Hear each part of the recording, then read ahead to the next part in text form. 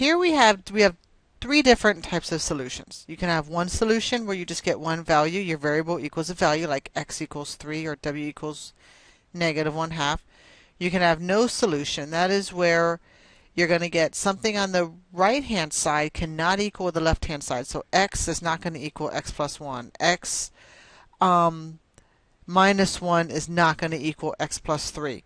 So there's not a real number in the real number system, which is all we deal with in Algebra 1, that is going to satisfy that equation. There's also infinitely many solutions where what you have on the right hand side and the left hand side are exactly the same. And there you can put any number in the real number system that and that'll solve it. It's also called identity. So in this first one, we have 3 minus 7x plus 2, or 3 minus 7 times the quantity of x plus 2 equals 3 times the quantity of x plus 3. First, we're going to use the distributive property for this. Then that's going to give us 3 minus 7x minus 14 equals 3x plus 9. So that's just the distributive property. Now, when combining like terms, on the left-hand side, you can take the 3 and the negative 14 and put them together, and that'll give you negative 11 minus 7x equals 3x plus 9, because 3 minus 14 equals negative 11. Now you're going to want to add 7x to both sides using the additive property of equality, and when you do that, you're going to, the negative 7x and the 7x on the left-hand side will cancel, which will give you negative 11 equals 10x plus 9. Well, looking at this, you're going to use the subtraction property of equality. You're going to subtract 9 on both sides. So right now, you've gotten the variable almost totally on one side. So in order to keep doing that, you're going to want to subtract 9 so that the 9's on the right-hand side will cancel out, which will give you negative 20 equals 10x, and then divide both sides by 10, and that will give you x equals 2. So your answer there for this one is x equals negative 2. Sorry, x equals negative 2. Now you need to check your work. So to check your work, first write out the original equation, and also what is your solution? X equals negative 2. Now you're going to substitute in.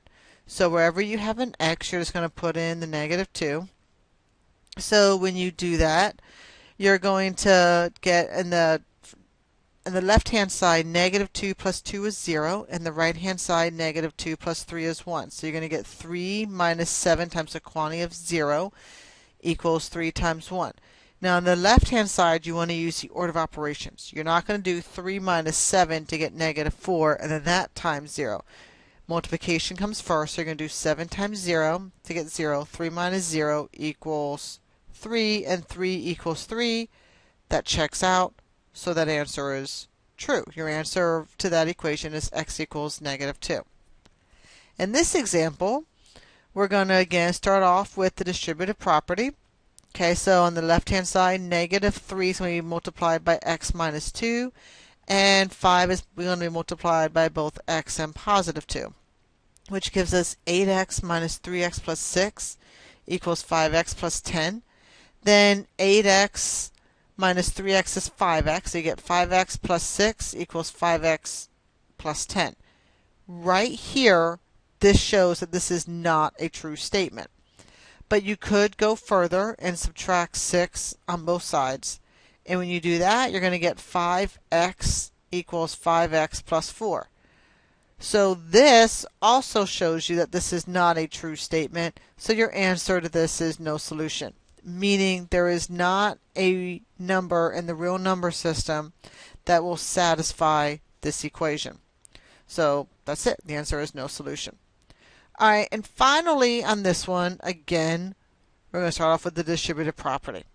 So when we do that, we're going to get 5x minus 2x plus 6 equals 3x plus 6. When combining like terms, you get 3x plus 6 equals 3x plus 6.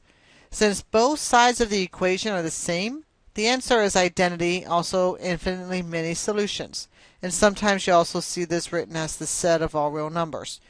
If you choose to go further, you can subtract 6 on both sides, and when you do that, you're going to get 3x equals 3x.